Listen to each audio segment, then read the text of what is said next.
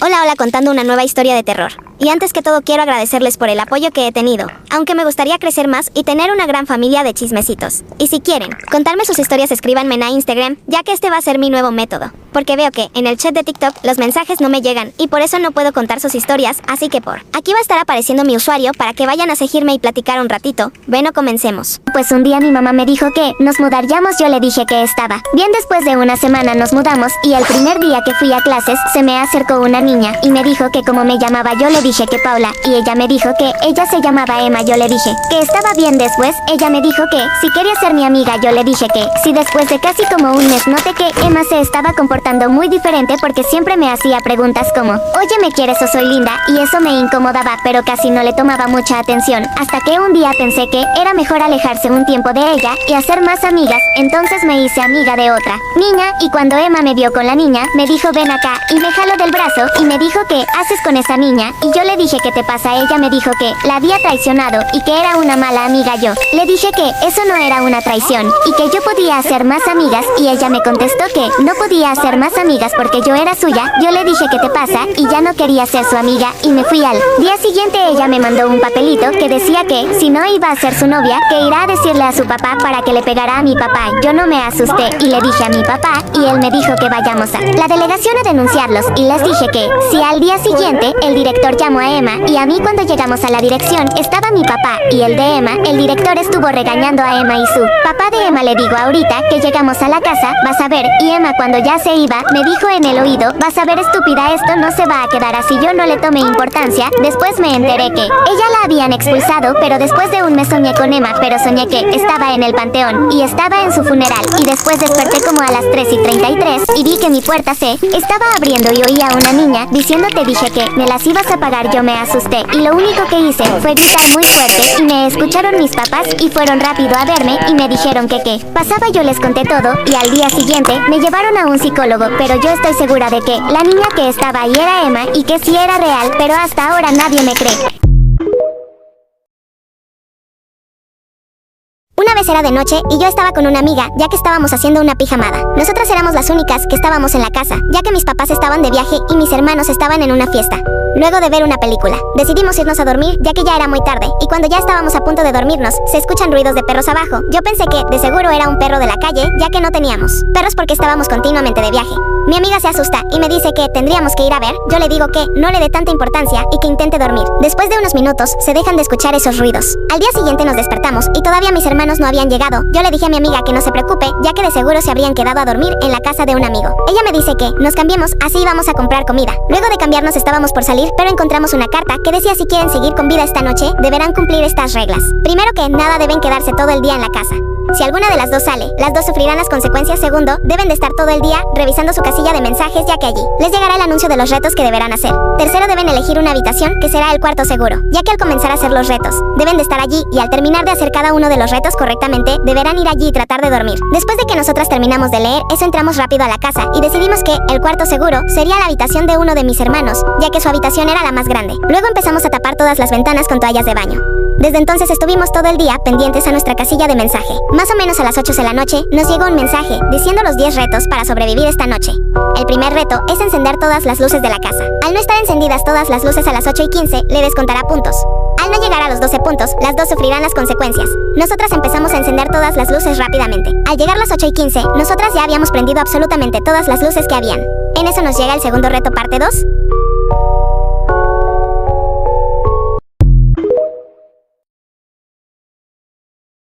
Imagina estar en tu casa cuando de pronto escuchas unos gritos medio extraños, así que decides asomarte a la ventana para ver qué es lo que está pasando y lo que descubres es un montón de personas adorando al diablo. Todo esto ocurrido en Guadalajara. Ahora, si son de ahí o han ido, tal vez conozcan esta fuente llamada la Fuente de los Niños Miones, pero tal vez no sabían lo que hay aquí atrás.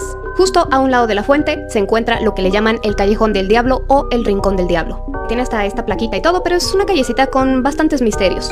Este Rincón del Diablo se ubica en lo que ahora es la Secretaría de Turismo, anteriormente era la Casa de la Santa Inquisición y pues una casona que se hizo restaurante.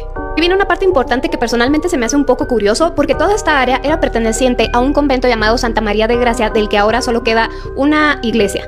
Por cómo estaba construido y todo este rollo, quedaba como una callecita angosta y bastante oscura. De hecho, a ese callejón le llamaban del ahorcado porque hubo una persona que eso le hicieron por adúltero. Vámonos a el por qué le empezaron a llamar el Rincón del Diablo. Todo esto es una historia muy antigua. De hecho, desde 1590 los habitantes de Guadalajara comenzaron a tenerle miedo a este callejón y llamarle precisamente el Callejón del Diablo o el Rincón del Diablo. Que hubo un suceso muy comentado en ese momento, y es que en ese callejón se reunían distinguidas personas a rendirle culto a Satanás. Entonces se dice que en una ocasión, una noche, las monjas de este monasterio comenzaron a escuchar gritos, por lo cual se asomaron a la ventana y lo que encontraron fue una mesa larga con veladoras negras sostenidas en cráneos humanos. Toda la mesa estaba cubierta con paño de tumba, que si no saben qué es como una cubierta negra que se le pone. Y pues lo que alumbraban aquellas veladoras negras era un montón de personas tomándose algo rápidamente mientras le pegaban a figuras religiosas, y según ellas estas figuras como que tenían una mirada de como que estaban pidiendo auxilio. Después el Santo Tribunal descubrió que donde ahora es la Secretaría de Turismo no solo se hacía este ritual que estaban haciendo, sino misas negras, adoraban al diablo con una pintura que tenían adornada como con varias joyas. Al principio pensaban que era solamente como mujeres haciendo esto, pero después descubrieron que no, era todo, y hacían un montón de cosas mientras estaban haciendo sus rituales, y pues se comenzó esta como cacería de brujas. Y aquí hay dos variantes, porque se dice que el hechicero o la bruja que invocara al demonio para que los ayudara sabía que el demonio ya estaba ahí presente porque desprendía un olor pues muy feo, como putrefacto, y no solo eso, sino que dejaba una mancha en las paredes, lo que ellos pensaban que era como el fuego del demonio que dejaba esa marca. Así, cuando aparecía todo esto, ellos ya sabían que ahí se encontraba presente el demonio. Y la otra dice que realmente no tenían que invocarlo porque el demonio estaba ahí presente en todo momento, cuidando a estas personas que lo invocaban, que lo estaban alabando, y que cuando una dudaba un poco sobre lo que estaba haciendo, pues este demonio se encargaba de que se mantuviera ahí. Porque lo que quería este demonio era que tuviera más personas que le hicieran este tipo de manifestaciones, de escenas y un montón de cosas que hacían y que no puedo decir aquí. Cualquiera de estas dos versiones, el caso es que al final estos adoradores del diablo fueron llevados a la prisión inquisitorial. Digo, a mí personalmente se me hace un poco curioso que lo hicieran ahí como en el área donde era el convento, pero tal vez no era tan curioso, era a propósito. ¿Ustedes qué opinan? Imagina que un día estás jugando con tu hermanito y tú lo estás cuidando también por ser el hermano o la hermana mayor, y simplemente tu hermano ya no está y lo único que tú recuerdas es que se lo llevó el Boogeyman. En Estados Unidos el Boogeyman es lo mismo que para nosotros en Latinoamérica es el coco. Desafortunadamente esto sí pasó en Estados Unidos, en New Jersey, y le ocurrió a este bebé que ustedes ven, llamado Billy. Este es un caso muy extraño porque a pesar de que pasó hace algunos años, lo trataron de reabrir hace poco porque la tecnología que tenemos ahora tal vez pudiera aportar algo al caso, pero no fue así. Y todo este caso, como les digo, es súper extraño, así que ahí les va la línea del tiempo. Todo ocurrió el 17 de diciembre de 1962 en Nueva Jersey, New Jersey, en Estados Unidos. Resulta que Billy, su hermana mayor Jill, y su mamá se fueron en la mañana temprano pues a hacer pendientes, incluso fueron al banco, al supermercado, cosas normales, y llegaron aproximadamente a las 11 a su casa. Como a las 11:45 salen Jill y Billy a jugar, pero al patio de su casa, o sea, al jardín de su casa, y ahí estaban junto con sus dos perros, ya que Billy adoraba a sus perros. Esta es la casa, entonces tengan en cuenta que ellos estaban aquí. Estuvieron ahí buen rato porque fue de 11:45 a la 1 de la tarde más o menos que la mamá se estuvo asomando periódicamente a la ventana para ver que ahí estuvieran pues los dos niños, que estuvieran bien, que estuvieran los perros, que todo estuviera a salvo, mientras ella pues les estaba preparando la comida. En algún punto, cerca de la 1, se asoma ya a la puerta para llamar a sus hijos para que entraran a comer y nota que no ve a Billy. Tampoco ve a Jill, pero Jill era un poquito mayor. Seguía siendo una niña, pero era un poquito mayor, y Billy solamente tenía 3 años. Así que ella pues va alrededor de toda la casa buscando a Billy y a Jill, y cuando abre la puerta es que se da cuenta que ahí está Jill parada y en su mano trae una flor de plástico con una maceta, y cuando le pregunta ¿dónde está Billy?, lo que Jill contesta es se lo llevó el Boogeyman. La mamá, al escuchar esto, pues de todos modos Jill era una niña chiquita, así que no le toma importancia a esto que dice y sale a recorrer todo su vecindario, aquí donde ellos vivían, sale a recorrer todo esto buscando a Billy con la esperanza de que a lo mejor se hubiera ido a casa de algún vecino y que ahí estuviera a salvo. Mientras ella está recorriendo todo y buscando a su hijo, se acerca un coche verde que ella no reconocía y con una persona que tampoco conocía, y cuando pasa al lado de ella le dice ¿usted es la señora Jones? Y ella voltea, al ver que no lo conoce, no le contesta. Se la pasó buscando por 1 hora sin éxito, así que alrededor de las 2 de la tarde es cuando llama a la policía para notificar que su hijo Billy Jones está perdido. Inmediatamente se despliega todo un equipo de búsqueda, incluyendo militares, policías, un montón de vecinos que se agregaron a la búsqueda. Los papás, evidentemente, además llevaron perros para rastrear y no encontraron ni una sola pista. Y era un grupo tan grande de búsqueda que pudieron buscar por todos lados. Buscaron en todas las casas, todo el vecindario. Si se fijan, aquí hay una parte de bosque. Ahí también había un río cerca, también fueron ahí y no había nada. Al ver que Billy no aparecía y no encontraba nada, empezaron la investigación y la poca evidencia que tenían. La cosa número 1 fue pues esta maceta que traía Jill, pero cuando le preguntan quién te dio la maceta, les dice que Billy, es decir, el hermanito se la dio, y cuando se pusieron a indagar más sobre esto, resulta que esa maceta la habían tirado en algún basurero de aquí del vecindario y otros niños del vecindario lo habían sacado y al parecer se los dieron a ellos. Entonces como que al principio esta maceta de plástico sí tenía pues mucha atención, pero después dejó de ser relevante para la investigación. Más y más personas se sumaron a esta búsqueda, ya había más policías, la Guardia Nacional, bomberos, más voluntarios de otros lados y nada más no.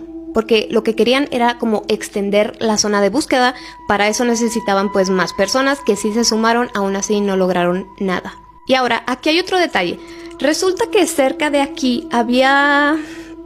¿cómo les puedo decir? Una zona, por decirlo así, que le llamaban el Palacio de... Bueno, es que no quiero decir la palabra por el bien de este video, pero era una construcción muy rara porque estaba hecha de restos, basura y materiales desechados. O sea, sí era como un edificio, una construcción, ¿saben? Pero de pura basura.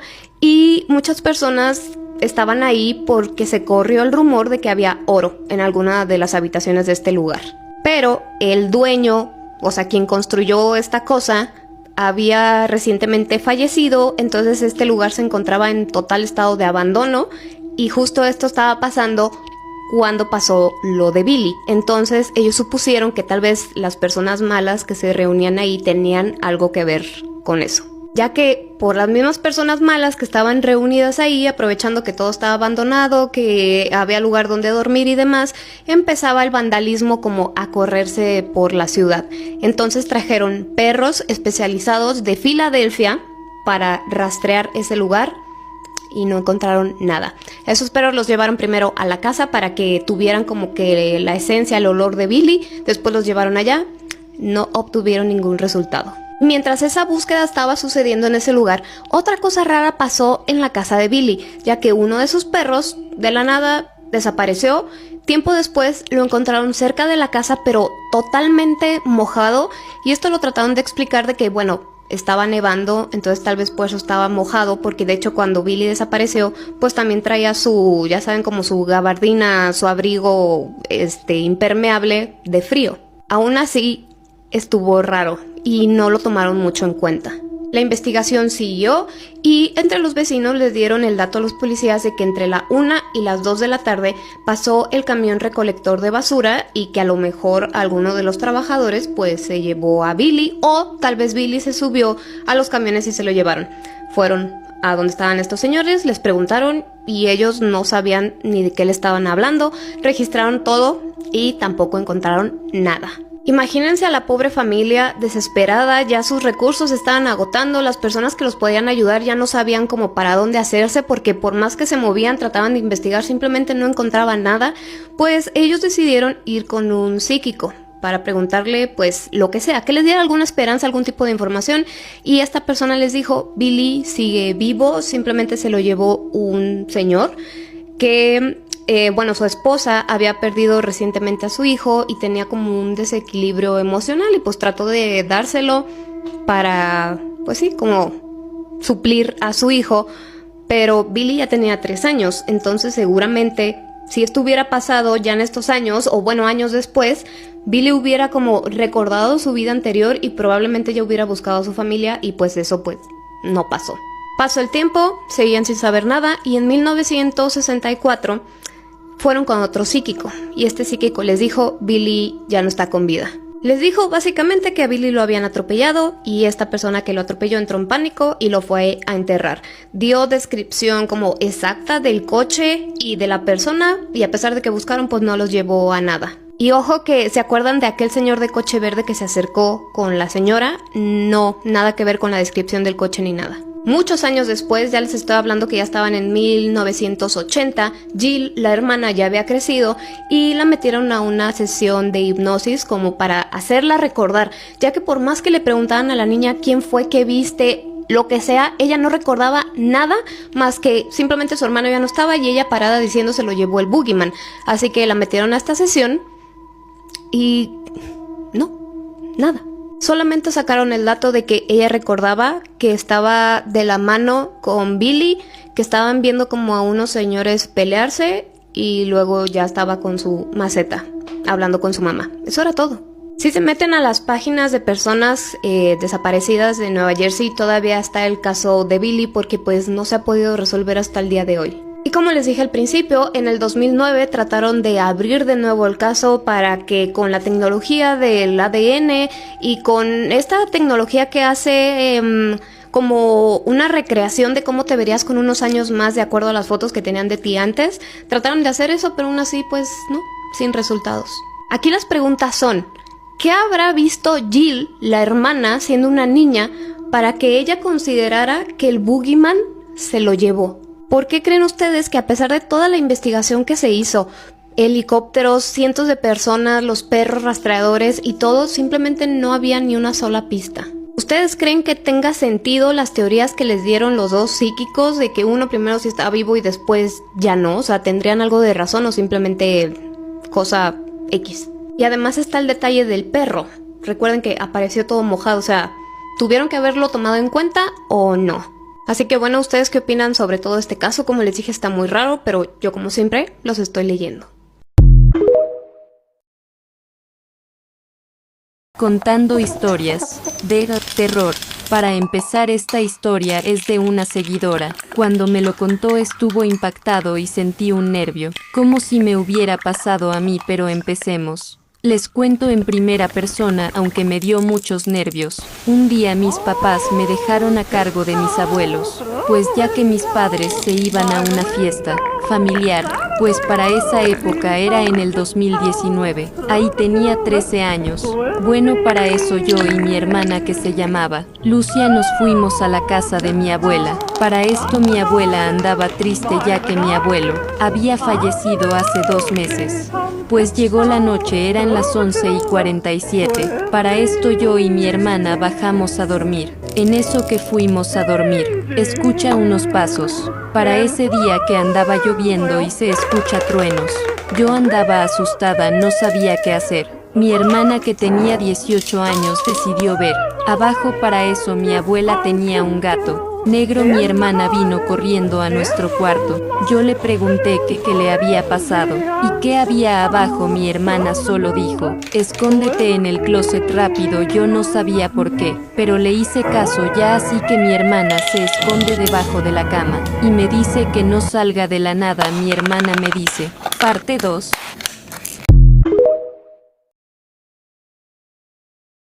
Un día mis padres se fueron a un velorio, me dijeron que llegarían como a las 4 de la mañana, me dijeron que no podían llevarme, yo les dije que no pasaba nada, tenía 2 celulares, así que intenté jugar el juego de la llamada, pero no funcionó, así que me rendí y me puse a ver TikTok y se me acercó mi gata, que en ese tiempo tenía 3 meses, yo lo vi extraño, ya que mi gata era raro, cuando se acostaba a ver videos conmigo, yo dije bueno, tal vez quiere demostrar su amor hacia mí. 1 hora después, escuché que tocaban la puerta, revisé la hora y eran las 12:30, no podían ser mis padres, pero de todas maneras fui a ver quién era un señor, me dijo que estaba vendiendo correas para gatos para pagar la operación de su gatito, que ya solo le faltaban 1000 pesos, y se sabía que en mi colonia no había gatos, yo era la única con gatos, y las pecheras valían a 500, yo recordé las muertes de muchos de mis gatos y le compré 2 correas, y le dije oye a la que así gato le vaya bien en su operación, él me agradeció, y se fue. 1 hora después, me levanté por un vaso de agua, y vi una nota en la mesa, que decía muchas gracias por ayudarme, mi gato sobrevivió, yo me alegré por eso.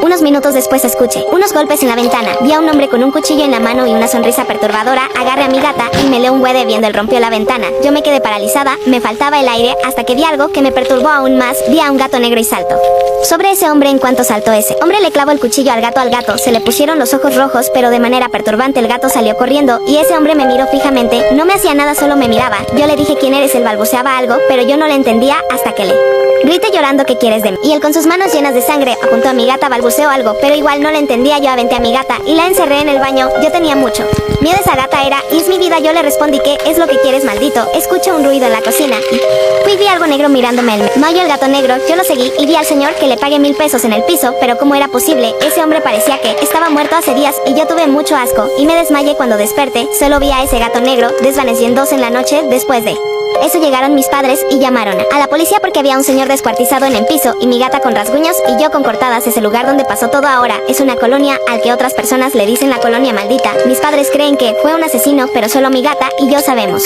que no fue un asesino el que se metió a la casa. Esto fue hace 2 meses, ya nos cambiamos de casa, pero ahora todos los días en la noche mi gata se queda viendo el cuadro de su mamá que ya falleció lamentablemente. Esta es una historia que nadie me cree, todos juran que yo estoy loca y que fue un asesino, pero solo mi gata y yo sabemos que ese hombre sí vino y que ese gato sí estuvo ahí. Esto podrá sonar como una historia inventada, pero es real, y desde ese día todas las noches en esa casa se escuchan gritos de un hombre siendo descuartizado y actualmente siempre hay un olor a muerto en mi antigua casa, pero aún no se sabe el origen.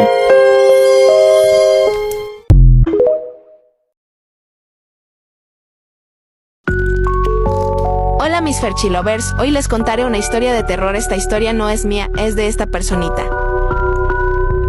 Pero bueno, empecemos, y gracias por el apoyo que me han dado, de verdad, se los agradezco mucho. Pero bueno, ya ahora sí empecemos. Bueno, pues resulta que yo tenía una amiga, la cual no diremos su nombre, pero la llamaremos Sofía. Y bueno, pues Sofía era muy fan del terror, y pues eso significaba que a Sofía le gustaban muchas cosas relacionadas con el terror. Pero bueno, resulta que un día en la escuela ya era hora de la salida, y pues Sofía me dice que si puedo ir a su casa, y en ese tiempo Sofía y yo éramos muy unidas y nos teníamos confianza. Y bueno, pues yo le dije que si quiero ir a su casa, ya que mis papás estaban trabajando, y pues vamos a su casa caminando, ya que sus papás estaban de viaje, y después de 5 minutos llegamos a la casa de Sofía. Y bueno, pues ella me dice si quiero ver una película de terror, y pues yo le dije que sí. Bueno, pues en eso Sofía me dice si puedo hacer palomitas, y yo le dije que sí, y pues me voy para la cocina, mientras que Sofía estaba eligiendo la película. Y bueno, pues yo saqué las palomitas y las empecé a preparar, y de repente escucho un ruido. Yo no le tomé importancia y seguí esperando hasta que las palomitas estén listas, y cuando me asomé en la ventana vi a alguien parado en la ventana. Yo me asusté y me fui donde estaba mi amiga porque tenía miedo, y ella me dijo que me iba a acompañar, y yo le dije que ok, y pues fuimos a la cocina por las palomitas y regresamos a la sala. Y yo me calmé un poco más porque recordé que mi amiga le había puesto seguro a todas las puertas, y después de unas horas le dije que me tenía que ir porque mis papás podrían llegar.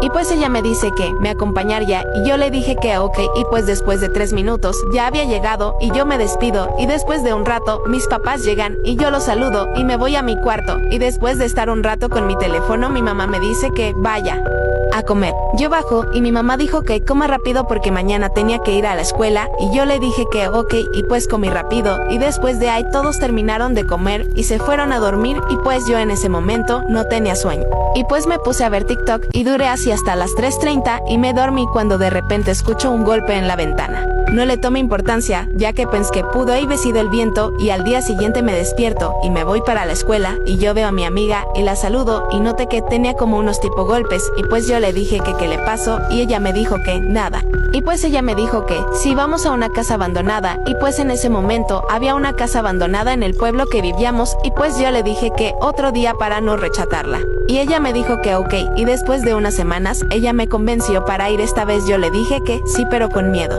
Y bueno, después de planear todo, ella me dijo que fuéramos a las 2 de la mañana. Yo le dije que no, pero ella me convenció y yo le dije ok.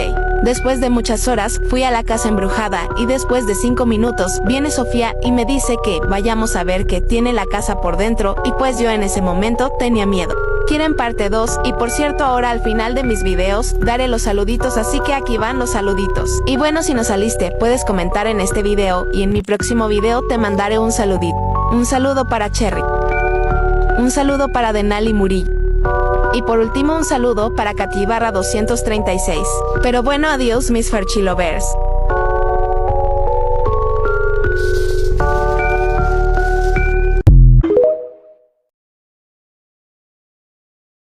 ¿Qué harían ustedes si fueran secuestrados con todos sus compañeros de clase por una señora que sufría trastorno de demencia? Sí, así como escucharon, eso me pasó hace mucho tiempo en el colegio. Yo soy de Caracas, Venezuela, y esta historia que les voy a contar es 100% real. Si van a usar el audio, por favor denme créditos. Comencemos. La historia que te estoy contando comenzó un 3 de octubre.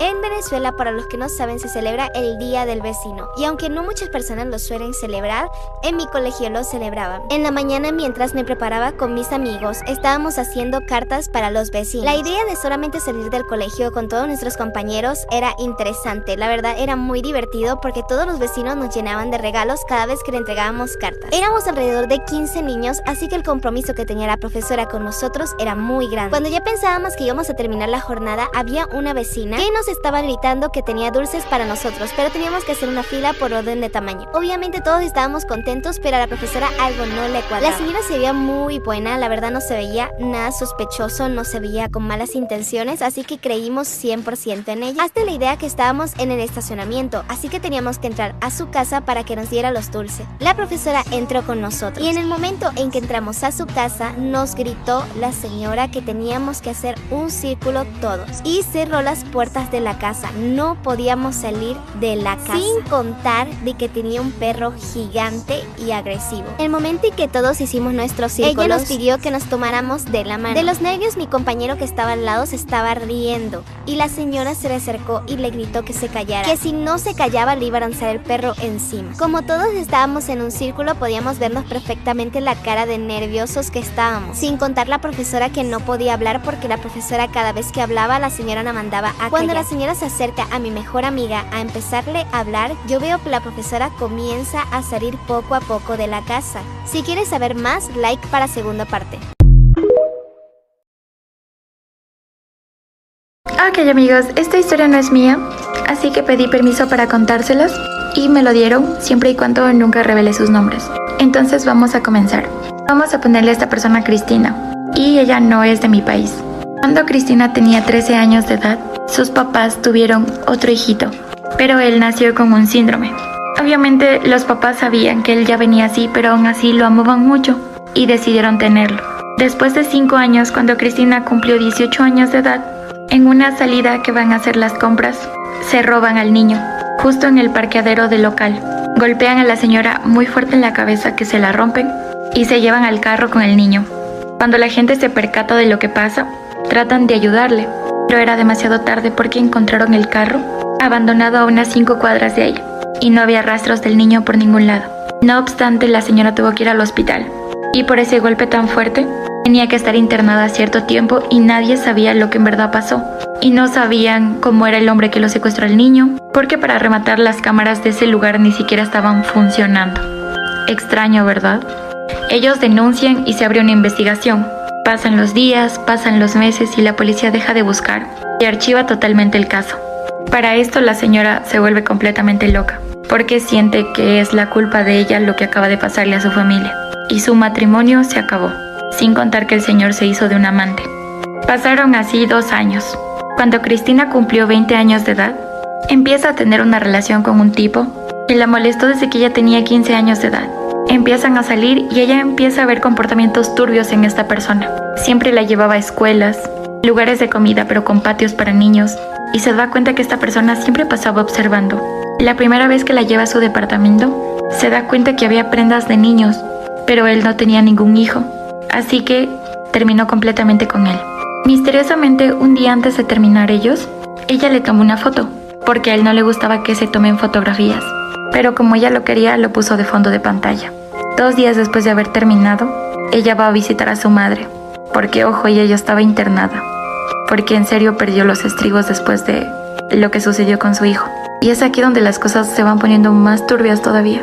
Cuando Cristina trata de desbloquear su celular enfrente de su mamá, la señora empieza a convulsionar y a tener un shock, a ser muy agresiva, y ella no sabe qué es lo que vio o qué pasó.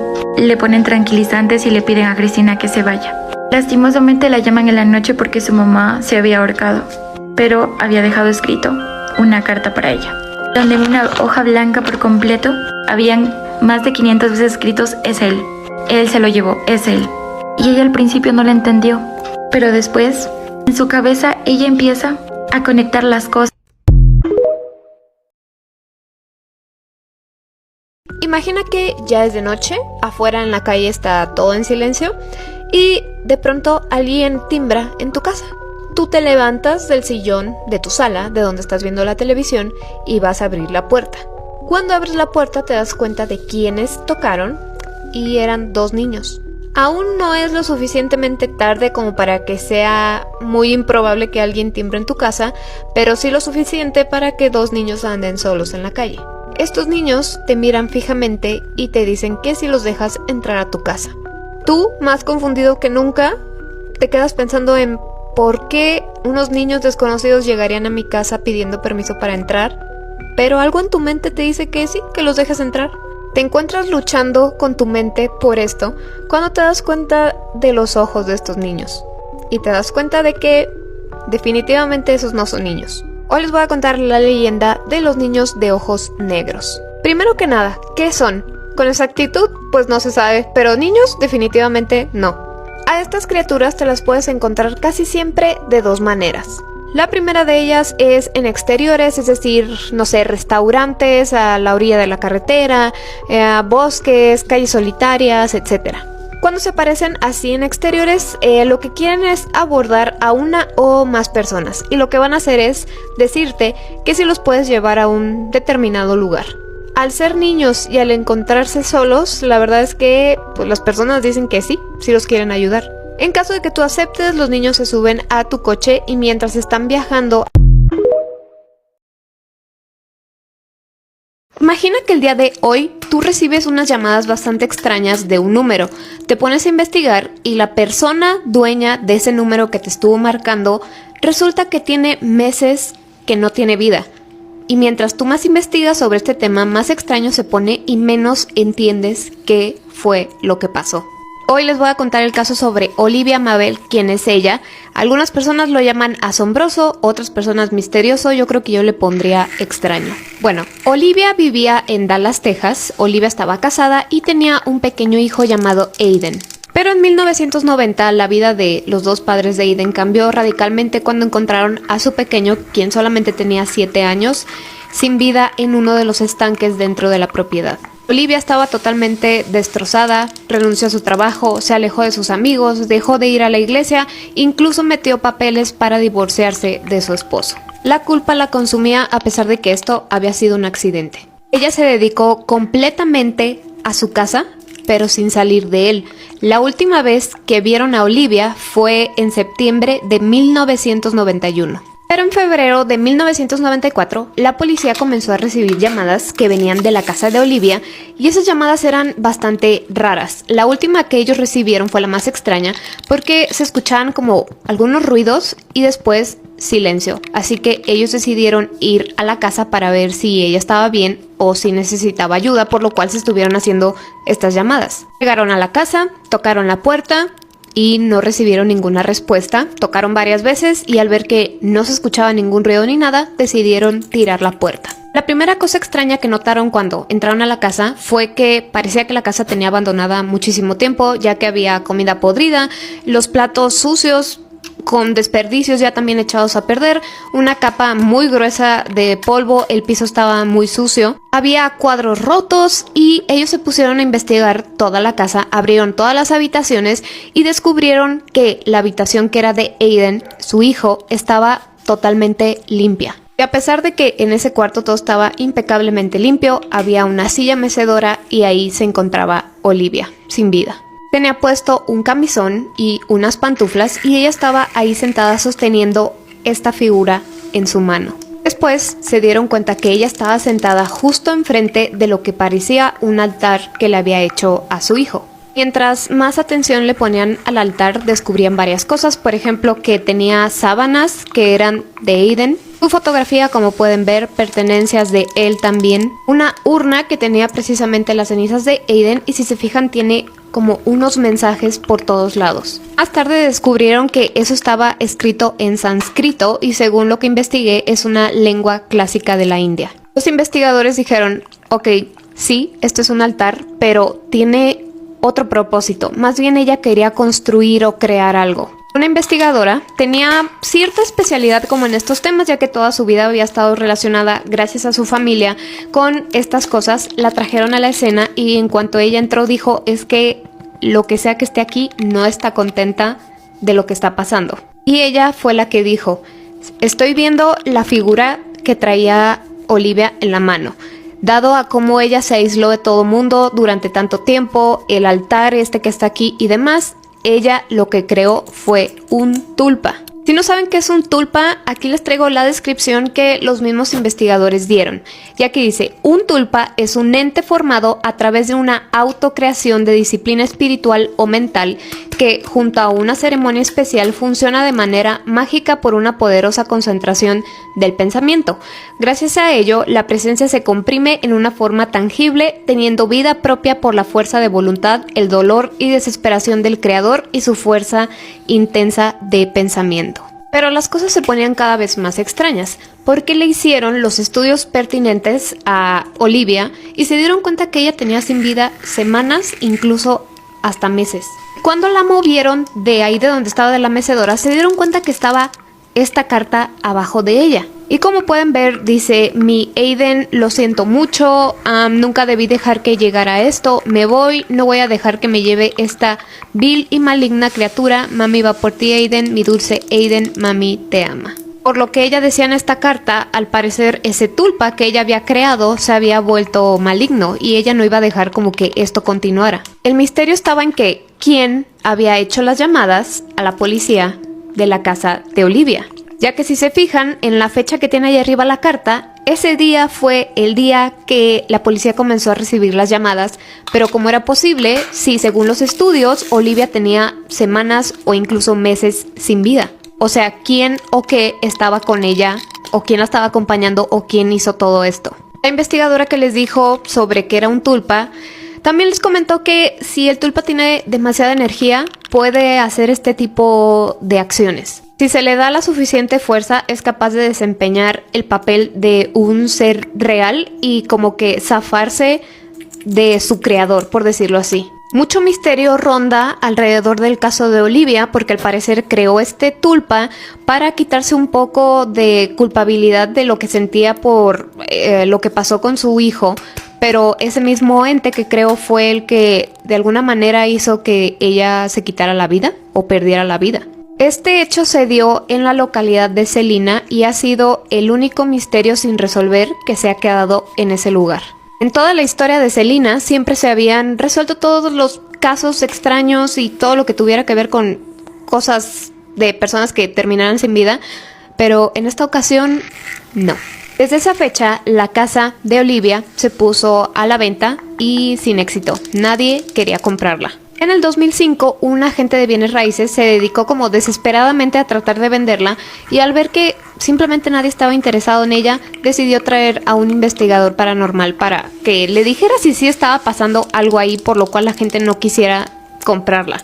El investigador paranormal decide ir y en cuanto se para en la casa dice, yo nunca en mi vida había sentido algo tan fuerte como lo que está en esta casa. El señor no podía respirar, sentía que el corazón se le iba a salir. Además le dijo que lo que sea que estuviera ahí se comportaba de una manera muy posesivo, casi como si fuera un niño haciendo un berrinche y que simplemente no va a dejar que alguien más tenga la casa. También agregó esta casa le pertenece a él, así que si yo fuera tú, yo no trataría de venderla jamás, porque yo no sé qué es esto en realidad y a qué nos estamos enfrentando en caso de que tú decidas como que sacar esto de aquí, conmigo no cuentes. Y este investigador era bastante experimentado, entonces imagínense, como para que te diga, yo no, gracias, yo paso, es porque de plano sí hay algo muy fuerte ahí. Así que, ¿ustedes qué creen que fue lo que realmente Olivia trajo a su casa si es que ese fue el caso? O sea, no de que llegó de la nada o como ha pasado en otros casos que la persona pide simplemente al aire que le traigan a su hijo de regreso o algo así y resulta que algo la escucha, pero no precisamente algo bueno. Los estoy leyendo. Esta mujer asesinó a su hijita de 2 años de edad para poder seguir saliendo de fiesta y vivir su vida como si nada. Esta es la historia de Kaylee Anthony y Casey Anthony. Por cierto, esta historia es bastante larga y aunque este video va a ser un resumen, seguramente va a haber una parte 2, así que prepárense. Kaylee Anthony nació el 8 de agosto del 2005 en Orlando, Florida. Su madre, Casey, tenía tan solo 19 años cuando quedó embarazada y por 7 meses ocultó su embarazo. A ella le gustaba mucho salir, fumar, tomar, divertirse con amigos y hacer todo ese tipo de cosas que a la gente de 19 años normalmente le gusta hacer. Pero ella lo hacía todo mientras seguía embarazada. Casey vivía con sus padres y de hecho fueron ellos quienes se dieron cuenta que Casey estaba embarazada. Fue entonces que Casey les contó que ella no planeaba quedarse con el bebé, sino que lo pensaba poner en adopción una vez que naciera. Pero fueron los padres quienes decidieron convencerla en quedárselo, y es así lo que se hizo. Desde el momento en el que nació, los abuelos fueron quienes criaron a Kaylee. Ellos se encargaban de absolutamente todo lo que tenía que ver con el cuidado de su nieta. Mientras que Casey vivía su vida como si nada, ella salía de fiestas, se emborrachaba y no se preocupaba para nada por su hija. Debido al comportamiento de Casey, los padres decidieron que lo mejor para Kaylee sería que ellos la adoptaran. Y una vez que le dijeron esto a Casey, ella se enojó muchísimo, agarró a su hija y se fueron juntas de la casa. El argumento sucedió el 16 de junio del 2008 y esta sería la última vez que Kaylee sería vista con vida. Por un mes, los abuelos intentaron mantener contacto con su hija y su nieta, pero cada vez que le preguntaban por Kaylee, Casey siempre les daba excusas como que ella se había ido con la niñera o que estaba dormida y muchas otras cosas. El caso es que los abuelos nunca podían hablar con Kaylee. El 15 de julio, el carro de Casey, que de hecho era de los padres, fue incautado, por lo que los padres tuvieron que ir a recogerlo. Y cuando llegaron por él, notaron que de la cajuela provenía un olor fétido, un olor horrible, como a muerto. El olor era tan fuerte que los abuelos inmediatamente supieron que algo no estaba bien, así que llamaron a la policía. Vayan a la parte 2 de este video que se les voy a dejar ya mismo.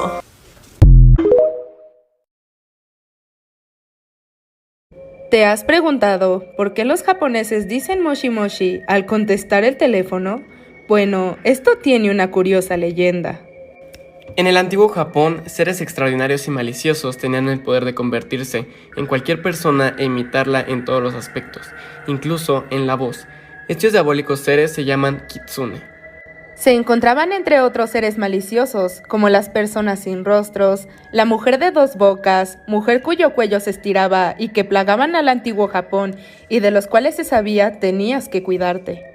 La única palabra que no pueden pronunciar estos seres malignos es moshi, y cuando llegó el teléfono a Japón, la única forma de saber que del otro lado de la línea no te estaba engañando uno de estos monstruos era obligarse a decir moshi. Por eso todos contestaban moshi moshi, asegurando ser humanos y no otro tipo de criatura. Con el tiempo se olvidó la razón y hoy se traduce como el moshi moshi como un simple bueno o aló. Las personas dejaron de creer y estos seres fueron desapareciendo. Así que si un día vas a Japón y un amigo te saluda por teléfono sin un moshi moshi, duda si es tu amigo, puede ser una de estas antiguas y extrañas criaturas que quizá aún recorran este mundo. ¿Quién sabe? Tal vez nunca desaparecieron y solo se están ocultando.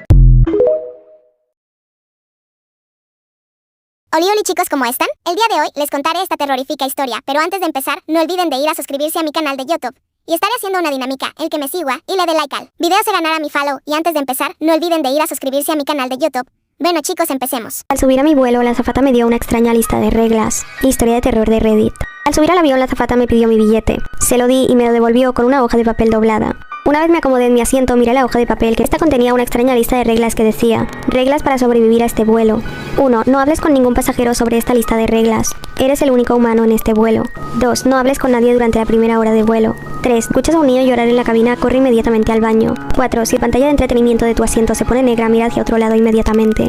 5. Durante la tercera hora de vuelo, el piloto anunciará algo, sigue las instrucciones. Durante la cuarta hora de vuelo, no te sientes en tu asiento. 8. Pasada la cuarta hora, tendrás que pasar el resto del vuelo evadiendo al perseguidor. Sabrás quién es solo verlo. 9. El piloto anunciará el aterrizaje del vuelo. Tan pronto como lo escuches, corre hacia la puerta de salida y ábrela. Descubrirás que el exterior es un vacío negro. Salta hacia él sin dudarlo. Me reí de esta nota y pensé que fui elegido al azar para esta broma.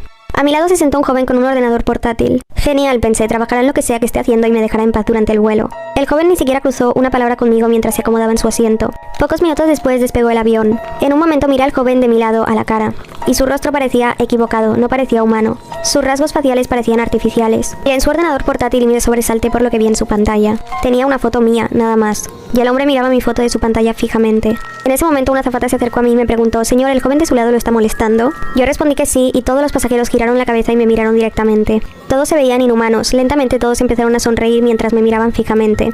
La azafata, a la cual me había engañado para que hablara con ella, también sonreía. ¿Te imaginas regalarle un cuadro a tu mamá porque le gustó, pero ver cómo poco a poco tu mamá es consumida por este mismo cuadro y no lo puedes separar de ella? Hace tiempo yo compartí esta imagen, pero no sabía el contexto hasta hoy, así que se los voy a contar. Y este caso no es tan antiguo como otros porque este ocurrió en el 2023. Ahora, todo empieza cuando una mujer de 36 años llamada Zoe pasó por una tienda como de antigüedades, de pinturas, y vio esto. Ella pensó que tal vez a su mamá le podría gustar, así que sacó una foto con su celular y se la envía a su mamá. Tu mamá, llamada Jane, de 68 años, recibe la foto y algo le encantó de esta pintura y le dijo: ¿sabes qué? Cómpralo. No me importa cuánto cueste, cómpralo. Como pueden ver aquí, valía cuando Zoe lo compró 20 libras. El detalle más importante es que cuando Zoe va a pagar esta pintura, el vendedor le dice: oye, puede ser que tal vez esta pintura esté maldita. Digo, te lo digo porque pues te lo tengo que decir, pero si tú te la quieres llevar, llévatela. Y Zoe se quedó así como: no lo creo, así que me lo voy a llevar porque mi mamá me está persuadiendo mucho para que me lo lleve. Y ya no sabemos la historia de esto porque en cuanto llevó el cuadro a la casa de su mamá, comenzaron a ocurrir las cosas como no lo sospecharon. Zoe entra a la casa de su mamá, que ahí también vivía ella, y ponen el cuadro en la sala. En cuanto lo pusieron, el perro que ellas tenían se sienta como que en las piernas de su mamá y empieza a ladrarle y a gruñir hacia donde estaba el cuadro, pero no se quitaba de encima de su mamá. Además de que el perrito siempre mantuvo su distancia, no se quería acercar para nada al cuadro, también eso pudo haber sido una señal de que el cuadro sí traía algo. A los pocos días, la salud de la mamá de Zoe comenzó a irse en picada. Comenzó a tener como fiebres que le daban de la nada, tantas que a veces tenía que traer 4 suéteres encima para ella poder entrar en calor y no le hallaba ninguna explicación de por qué ella se estaba enfermando. Y esto ya lo hemos visto en otros casos, cuando la gente se comienza a enfermar de la nada es porque algo anda ahí y créanme, no es nada bueno. Pero ¿saben qué? Eso no era lo peor, sino cómo la mamá actuaba con el cuadro, porque muchas veces Zoe la captaba así como que simplemente admirando el cuadro y otras como acariciando ya sea en la mejilla de la niña, de la pintura. Después comenzaron a escuchar como si alguien golpeara la pared de la habitación donde estaba la pintura, cuando pues no había nadie ahí, cada quien estaba dormida en su cuarto. Por eso es que Zoe comenzó como a decirle a su mamá, a tratar de convencerla de que este cuadro sí tenía algo de energía negativa y que mejor se deshicieran de él, pero la mamá defendía a capa y espada esta pintura y no se quería deshacer de ella.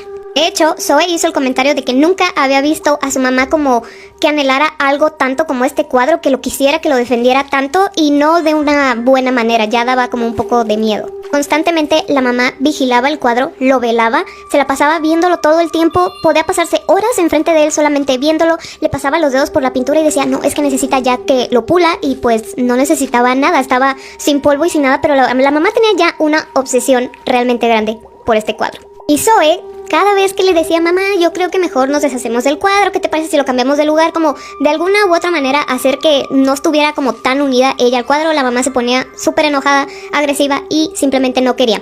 Incluso ella hizo el comentario de que parecía como si fuera el anillo de, ya saben, el Señor de los Anillos. Gollum se llama.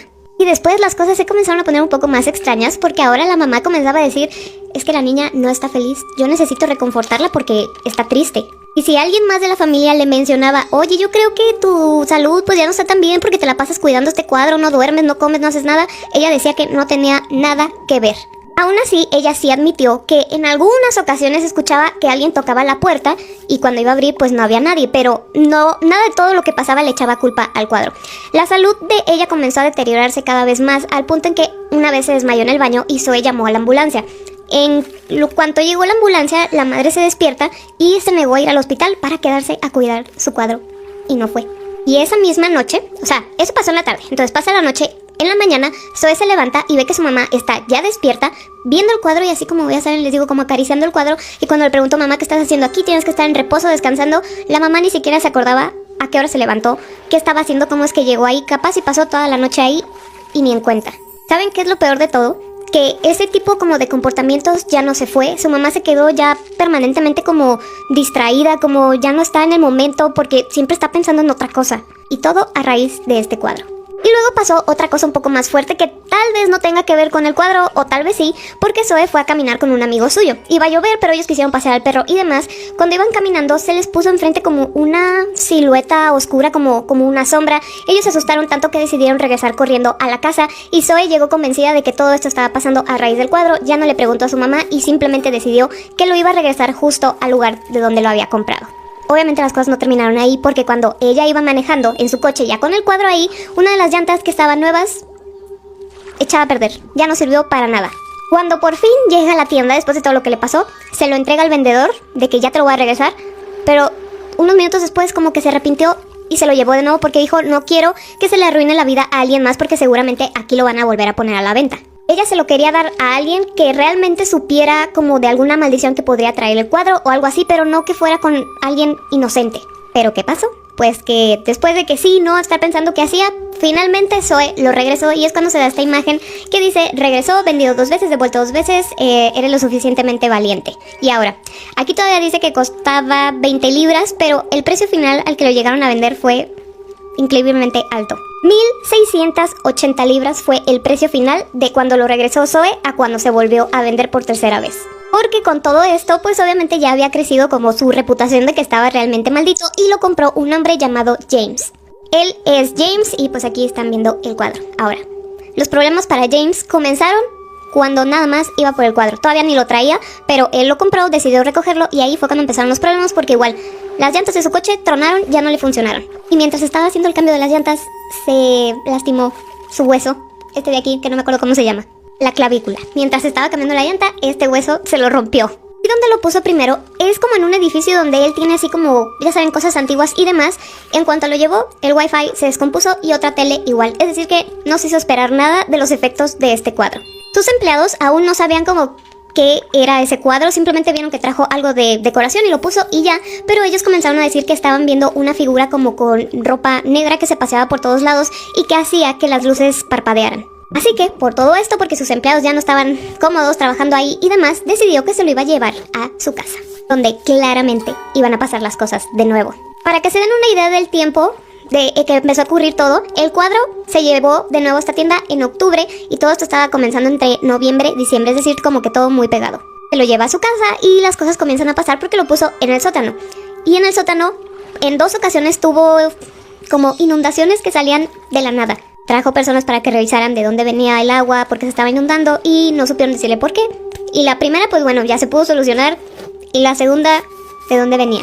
Y James decía: bueno, en todo el tiempo que yo he estado aquí en mi casa, estas cosas no han pasado, y no fue tan severo, o sea, todavía no me preocupa.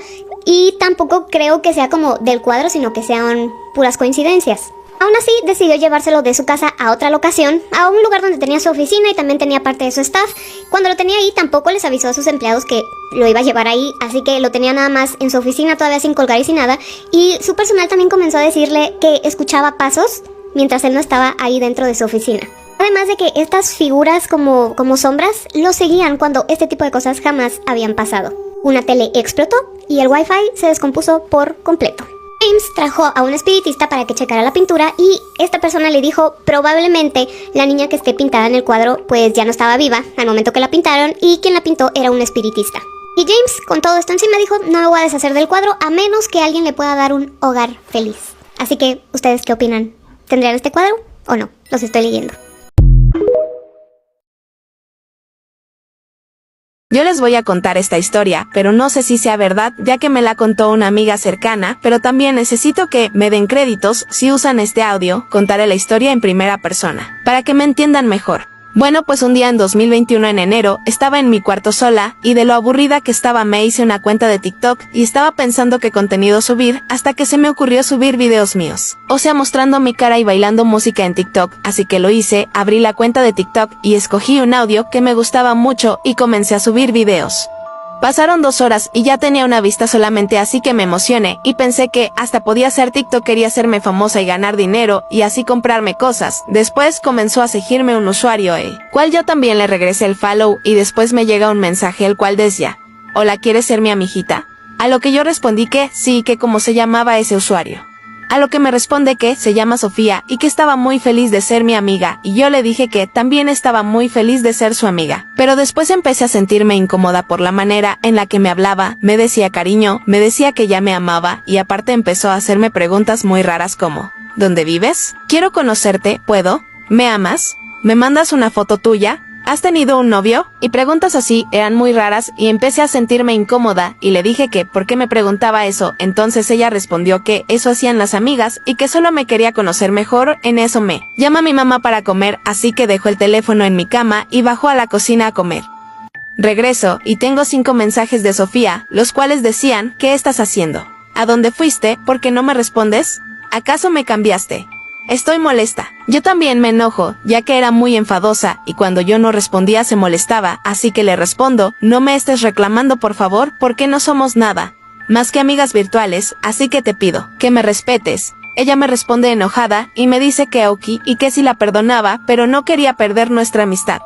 Yo le digo que sí la perdono, pero que no me gustaba que me reclamaran nada. Ella dice que me entendía, y que no me preocupara, que íbamos a ser buenas amigas y leales. Como yo subía videos míos, Sofía me comentó: pero qué hermosa eres, en verdad, te admiro mucho, cariño.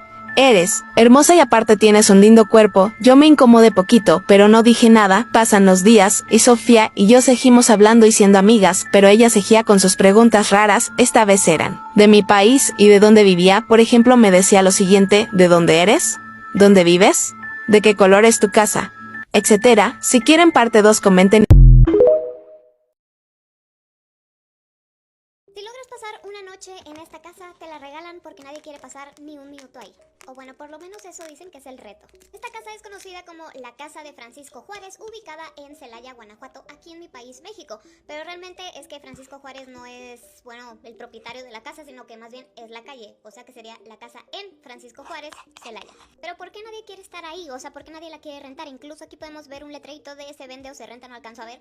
Pero creo que ahorita la tienen en renta, porque la casa está en estado de abandono si la casa está bonita. Bueno, pues resulta que hace unas 4 décadas aproximadamente una familia vivía muy feliz aquí.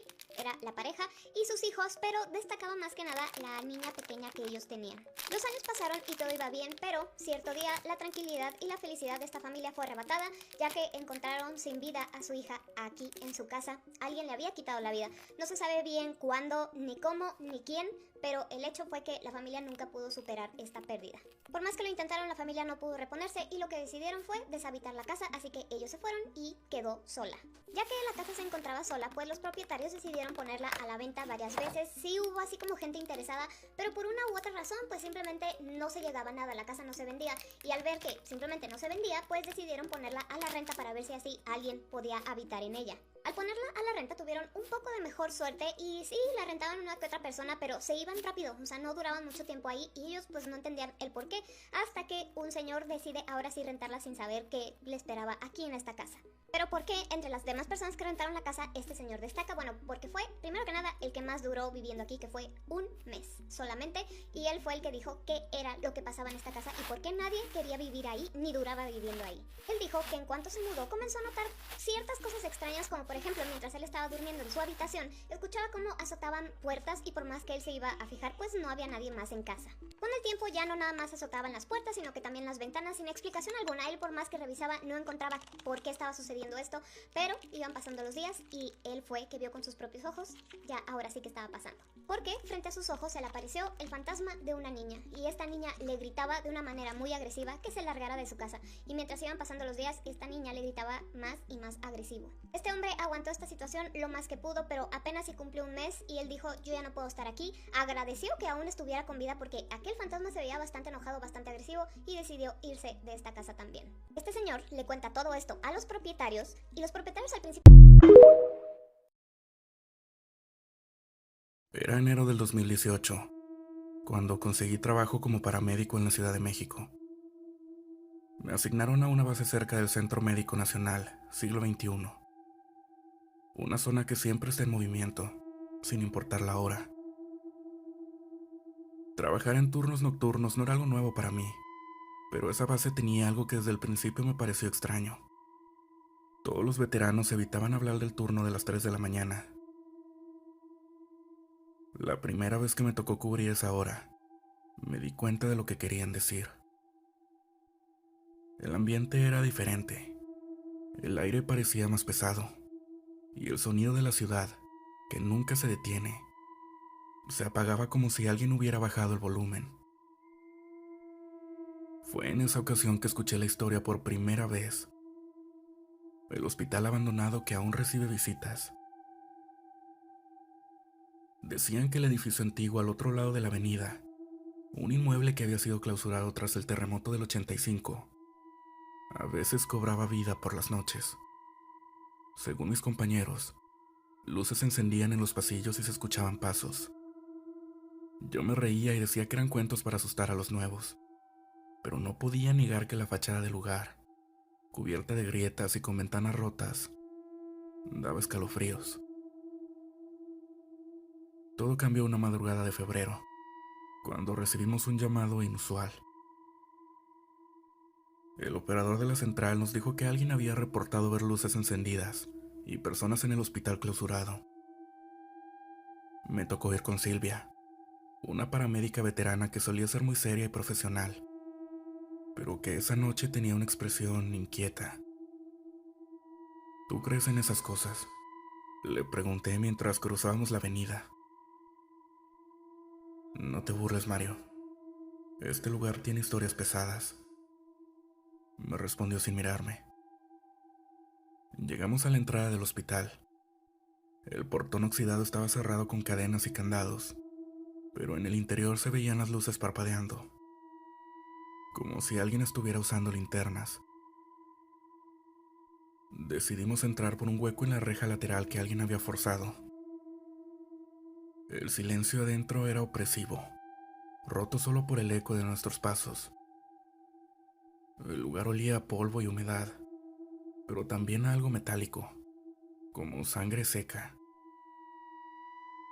Caminamos por un pasillo oscuro, siguiendo las luces que parecían moverse más adelante. «¿Hay alguien ahí?», grité, pero mi voz solo provocó que los ecos se multiplicaran. De repente, escuchamos un llanto. Era claro y desgarrador. El tipo de llanto que te pone los pelos de punta.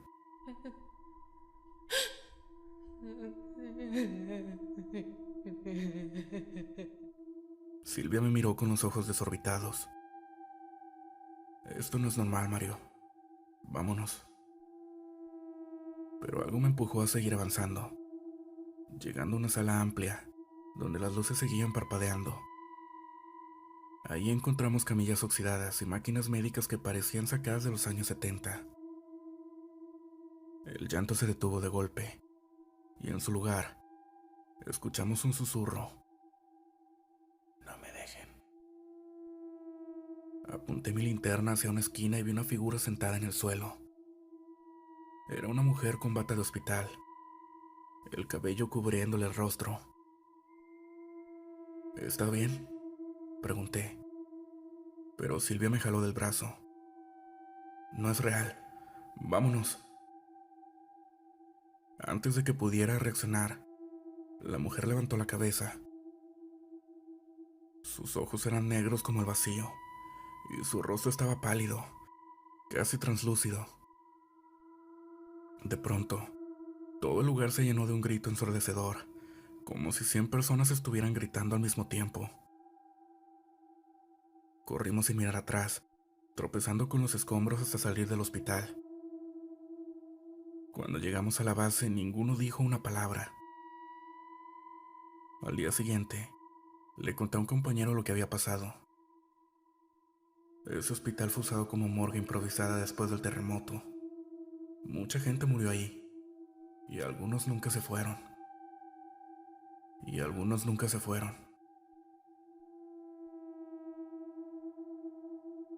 Desde entonces, evito mirar ese edificio cuando paso por la avenida. Algo en mi interior sabe que, aunque esté clausurado, no está vacío. Leyendas de cada país. La Rokurobuki, Japón. Esta es una criatura de la mitología japonesa y se distingue por su apariencia peculiar, la cual es una mujer cuya cabeza o cuello puede estirarse a una longitud anormal, separándose del cuello a distancias sorprendentes. La Rokurobuki suelen ser mujeres que por alguna maldición, un castigo divino o un karma negativo adquirieron esta habilidad sobrenatural. Es durante las noches cuando sus cuellos se les estira, permitiéndoles realizar travesuras, espiar a la gente, beber aceite de lámparas o incluso atacar personas. En algunas leyendas se habla de que las Rokurobuki tienen la capacidad de alimentarse de la energía vital de las personas mientras duermen. ¿De qué leyenda y país te gustaría que hable en un próximo video?